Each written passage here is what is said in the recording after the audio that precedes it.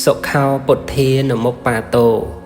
ការកើតឡើងនៃព្រះពុទ្ធទាំងឡាយនាំមកនៅសេចក្តីសុខសម្ដេចព្រះទ្រង់ញាណព្រះអង្គទ្រង់គង់ប្រថាប់នៅក្នុងវត្តចេតពុនទ្រង់ប្រារព្ធការសន្ទនារបស់ពួកភិក្ខុច្រើនអង្គប្រធានបទនៃការសន្ទនាគឺអ្វីជាសុខក្នុងโลกនេះអង្គខ្លះឆ្លើយថាมันមានអ្វីសុខដោយសុខក្នុងរាជសម្បត្តិទេអង្គខ្លះទៀតថាកាមសុខឯភិក្ខុដទៃទៀតថាมันមានអ្វីសុខជាងការបរិភោគបាយស្រូវសាលីជាមួយនឹងសាច់ឡើយព្រះបរមសាស្តាព្រះអង្គទ្រង់យាងមកហើយត្រាស់ថាអ្នកទាំងឡាយពោលអ្វីនឹងសុខទាំងនេះសុទ្ធតែជាប់តាក់ទងដោយទុកក្នុងវត្តដាក់ទាំងអស់រួចហើយទៅព្រះអង្គទ្រង់ត្រាស់ប្រគាថាសុខោពុទ្ធានមុបាតោសុខាសធម្មទេសនាសុខាសង្ឃសសាមគ្គីសមគ្គីណាំងតបោសុខោការកើតឡើងនៃព្រះពុទ្ធទាំងឡាយនាំមកនៅសេចក្តីសុខការសម្ដែងនៅព្រះសទ្ធម្មនាំមកនៅសេចក្តីសុខសេចក្តីព្រមព្រៀងគ្នានៃសង្ឃឬពួកក្រុមនាំមកនៅសេចក្តីសុខសេចក្តីព្យាយាមដុតកិលេសនៃអ្នកព្រមព្រៀងគ្នាទាំងនោះនាំមកនៅសេចក្តីសុខ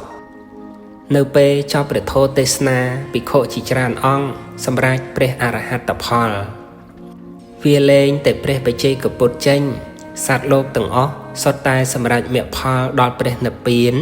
ដោយអាស្រ័យការត្រាស់ដឹងនៃព្រះសម្មាសម្ពុទ្ធទាំងអស់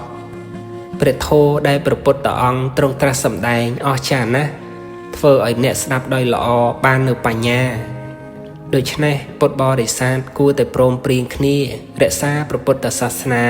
ហើយខំប្រព្រឹត្តធម៌ដោយខ្លួនឯងកុំរវល់តែចាប់កំហុសអ្នកដទៃត្រូវពិចារណាវិបាកកម្មរបស់ខ្លួននិងតក់ស្លុតចំពោះអកុសលក្នុងចិត្តខ្លួនឯង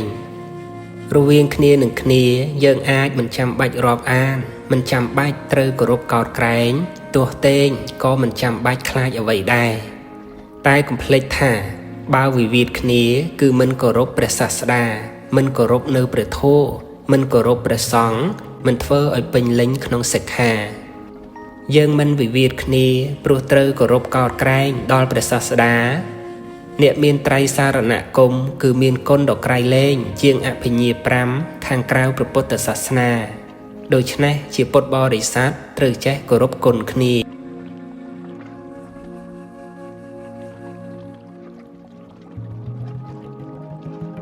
កិច្ចឆោមនុស្សៈបដិលាភោការត្រឡប់បានអត្តភាពជាមនុស្សជាការក្រព្រះពុទ្ធបរមគ្រូស្ដេចទ្រង់យាងទៅកាន់ដែនកាសីទ្រង់គង់ប្រថាប់ជិតក្រុងពារាណសីនៅក្រោមដើមជ្រេះធំ7ដើមព្រះអង្គទ្រង់ប្រារព្ធស្ដេចនាគឈ្មោះអេរកប័តក្នុងសាសនាព្រះពុទ្ធកស្សបៈទសពលអេរកប័តនាគរាជនេះជាភិក្ខុកំឡោះមួយអង្គត្រូវអាបត្តិក្នុងភូតគាមសិក្ខាបទដោយការធ្វើប្រហែសមិនប្រញាប់សម្ដែងអាបត្តិដល់ពេលត្រូវអស់ជីវិតនឹកក្តៅក្រហាយចិត្តថាអាត្មាអញមានសិលមិនបរិសុទ្ធហើយក៏អស់ជីវិតទៅកើតក្នុងកំណើតសត្វតិរច្ឆានដែលមិនអាចសម្រេចមគ្គផលបានកើតហើយក្តៅក្រហាយចិត្តទៀតព្រោះខ្លួនខំប្រព្រឹត្តសាមណធម៌អស់20000ឆ្នាំមកកើតជាអហេតុកសត្វទើបអង្គព្រះសម្ពុទ្ធទ្រង់ត្រាស់ប្រគាថាកិច្ចឆោមនុស្សៈបដិលាភោកិច្ឆាំងមាចាអ្នកជីវិតាំងកិច្ឆាំងសទ្ធម្មសវនាំងកិច្ឆោពុទ្ធានមុបាតោការត្រឡប់បានអត្តភាពជាមនុស្សជាការក្រជីវិតរបស់សត្វទាំងឡាយរស់នៅបានដោយលំបាកកម្រនឹងបានស្ដាប់ព្រះសទ្ធម្មការកើតឡើងនៃព្រះពុទ្ធទាំងឡាយជាការក្រក្រៃលែងចប់ព្រះធម៌ទេសនាពួកជនជាច្រើនម៉ឺននាក់បានសម្រេចមគ្គផលឯស្ដេចនាគវិញគួរតែបានសម្រេចមគ្គផលក្នុងថ្ងៃនោះដែរតែខ្លួនឯងជាសត្វតិរច្ឆានធ្វើដូចម្ដេចនឹងបានសម្រេចទៅពុទ្ធបរិស័ទយើងជាអ្នកមានសទ្ធាគួរកំណត់ឲ្យជាសុខក្នុងចិត្តខ្លួនឯងថារស់នៅសពថ្ងៃបានត្រឹមតែមិនទាន់ស្លាប់ប៉ុណ្ណឹងគឺគ្រប់គ្រាន់ហើយព្រោះជីវិតប៉ុណ្ណឹងឯងជាអារម្មណ៍នៃព្រះកម្មដ្ឋាន ហើយជំរះផ្លូវទៅកាន់ព្រះនិព្វានបានប្រាក់ខែតែជីវិតត្រូវអស់30ថ្ងៃមានមនុស្សច្រើនអ្នកណាស់ដែលធ្វើការមានប្រាក់ខែហើយតែងតែទន្ទឹងរង់ចាំថ្ងៃដាច់ខែដើម្បីនឹងបានបើកប្រាក់នៅក្នុងសេចក្តីនេះគេមិនបានគិតដល់ជីវិតដែលត្រូវបាត់បង់ទៅអស់30ថ្ងៃនោះឡើយជីវិតកាន់តែខិតចិត្តចូលទៅរកសេចក្តីស្លាប់ឬសេចក្តីស្លាប់កាន់តែខិតចូលមកចិត្តបានប្រាក់ខែមកមែនតែជីវិតត្រូវរបេះខាតជីវិតថ្លៃពេកពុនមហាសេដ្ឋីមហាមូលធនក៏គ្មានអ្វីធានាជីវិតខ្លួនបានដែរដល់ពេលស្លាប់គឺស្លាប់ហើយប្រសិនបើធានាបានដោយទ្រព្យអ្នកមានទ្រព្យមិនព្រមស្លាប់ឡើយដូច្នេះជីវិត30ថ្ងៃមិនមែនមានតម្លៃស្មើនឹងប្រាក់ខែនោះទេអ្នកមានបញ្ញាក៏បីសន្សំនៅប្រយោជន៍ទុកដាក់ក្នុងចិត្តសន្តានទៅបានមិនខាតនៅជីវិតដ៏មានតម្លៃនេះយើងមានព្រះធម្មរតនៈត្រូវតម្កល់ខ្លួនដោយប្រពៃក្នុងអត្ថន័យមើលថែរក្សាខ្លួនឯងឲ្យបានចម្រើនឡើងដោយវិបស្សនាវិជ្ជាយល់ដឹងអំពីអភិធម្មជាអនត្តាធម៌ក៏បីដាក់ចោះគឺមិនប្រកាន់ប្រទង់ប្រទាញទាមទារអ្វីឡើយហើយក៏អស់កង្វល់សំណួរសម្រាប់7ភូមិថាបើបានកើតជាមនុស្សតើពេញចិត្តនឹងធ្វើអ្វីទេវតាគិតថាខំអប់រំសតិក្នុងសុខទុក្ខពេញចិត្តនឹងប្រព្រឹត្តធម៌ប្រសើរស្ដេចនាគគិតថាយើងប្រកាសជាបួសជាបព្វជិតល្អនឹងបានបំពេញបារមីទៀតភូមិទេវតាគិតថា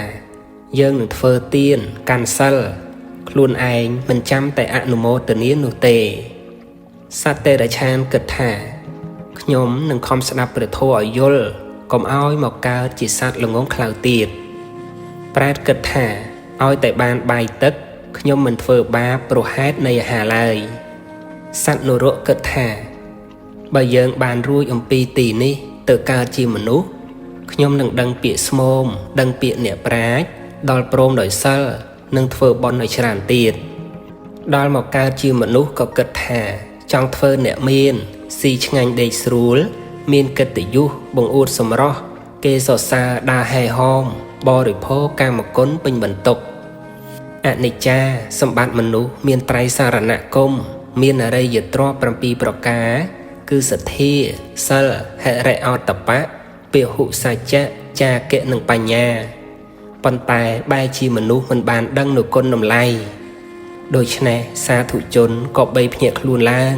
ឲ្យបានឃើញនូវរតនៈដ៏មានតម្លៃក្នុងកំណើតនៃមនុស្សយើងនេះការត្រាស់ដឹងនៃព្រះសម្មាសម្ពុទ្ធតាក់ទងនឹងជីវិតសត្វលោកសពថ្ងៃនេះមានព្រះធម៌ព្រះវិន័យព្រះត្រៃបិដកស្ថិតនៅជំនួសព្រះអង្គសត្វលោកដែលប្រមាទចង់ដឹងតែរឿងរបស់មនុស្សមានកិលេសផងគ្នាលើកឡើងដូច្នេះដូច្នោះដោយមិនបានយកចិត្តទុកដាក់ជាមួយនឹងព្រះធម្មរតនៈឡើយមិនដឹងថាជីវិតនេះតទៅត្រូវមានទុក្ខទោសយ៉ាងណារីឯទីពឹងពិសេសក៏មិនបានដឹងថាត្រូវតាក់ទងនឹងព្រះតថាគតយ៉ាងដូចម្តេចដែរ